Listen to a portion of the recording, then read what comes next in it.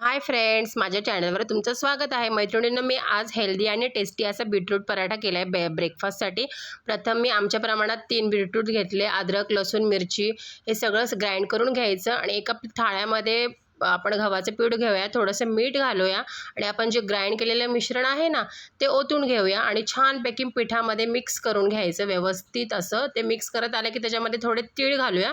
तीळ जेणेकरून खूप टेस्ट लागते. जेव्हा आपण तव्यावर फ्राय करतो ना पराठा, तेव्हा खूप छान लागतात ते तीळ. आपण जेव्हा खायला घेतो ब्रेकफास्टसाठी, व्यवस्थित उंडा मळून थोडा वेळ रेस्ट करायसाठी ठेवून द्या. रेस्ट करून झाला 10-15 मिनिटांनी की आपण लगेच पराठे लाटायला सुरुवात करू.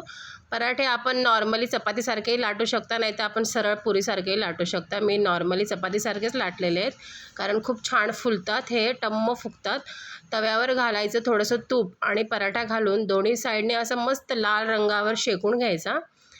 असा पराठा खूप छान होतो हा टेस्टला. मुलं तर असे पीठ खात नाही, अशा पद्धतीने त्यांना नक्की करून द्या. खूप टेस्टी आणि हेल्दी आहे दह्यासोबत. बाय, नक्की करून बघा.